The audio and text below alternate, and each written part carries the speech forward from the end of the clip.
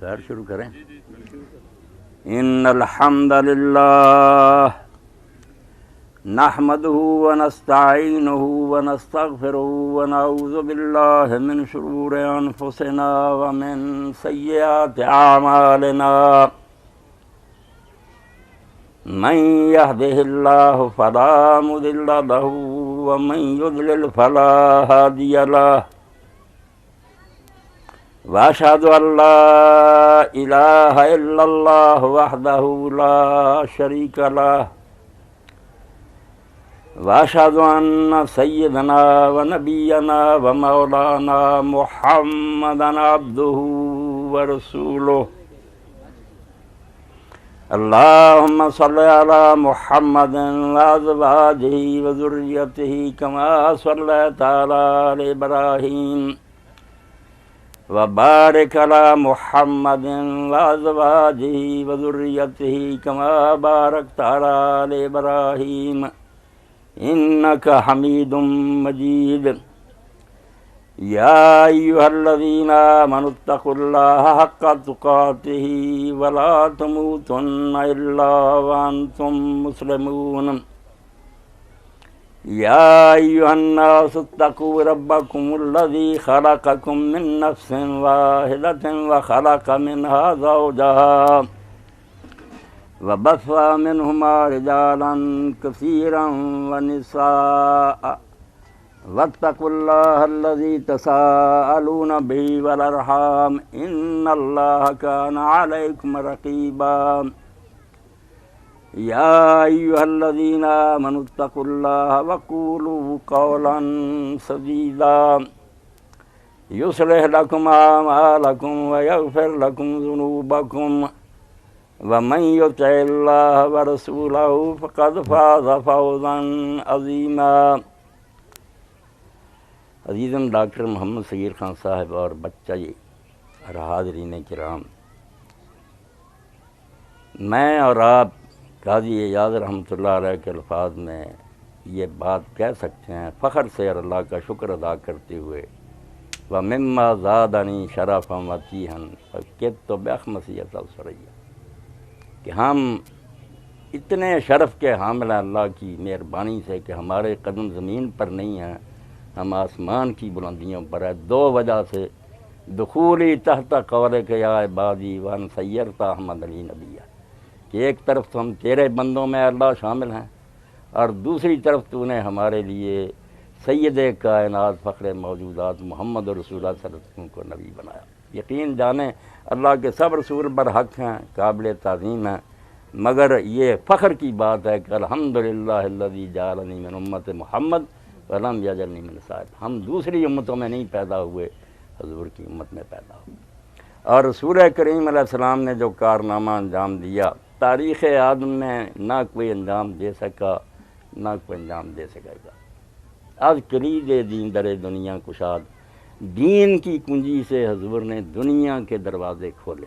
آپ سے پہلے یہ تھا جو دیندار تھے وہ جنگلوں میں چلے جاتے تھے، دنیا سے تعلق نہیں رکھتے تھے. جو دنیا دار ہوتے تھے ان میں اخلاق اور دین نہیں ہوتا تھا. حضور علیہ السلام نے ایسا نظام دیا کہ دنیا کے سارے کام پورے انہماک اور دلچسپی سے سر انجام دو، مگر اس میں اللہ کو نہ بھولو.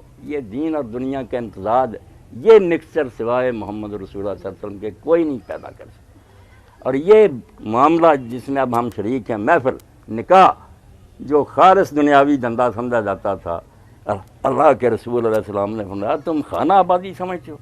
اذا تزوج العبد فقد استکمل نصف الدین، جب شادی ہوتی ہے کسی بچے اور بچی کی تو اس کا آدھا دین مکمل ہو جاتا ہے، باقی سارا آدھا دین الگ، نماز روزے حج، اس کو فرمایا آدھا دین فلیتق اللہ فی النساء، باقی آدھے دین کی وہ فکر کرے، آدھا دین مکمل ہو جاتا.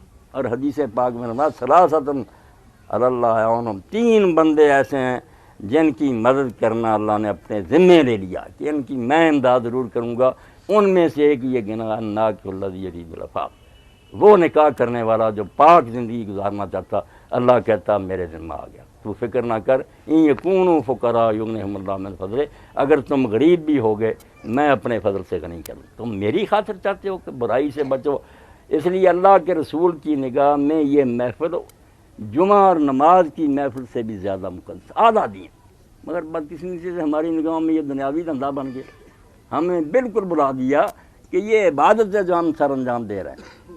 یہی عورت جس کے بارے میں اگر آپ تاریخ اقوام عالم سے کچھ آگاہی رکھتے ہوں، مدت تک 2-4 صدیوں پہلے کلیسا، یہ چرچ جو ہے عیسائی اور ہندو، یہ بحثیں کرتے رہے کہ عورت میں روح بھی ہے، یہ جنت میں جائے گی یا اس کو مٹی کر دیا جائے گا، یہ شیطان کا جال ہے۔ مگر اللہ کے پیغمبر علیہ السلام نے فرمایا اور 4 حیثیتیں اس کی، ماں ہے، آنکھ کے ناز بر وجود کائنات، ذکر او فرمود باطل، تم اس کو سمجھتے ہو یہ گناہ کی پوٹ ہے؟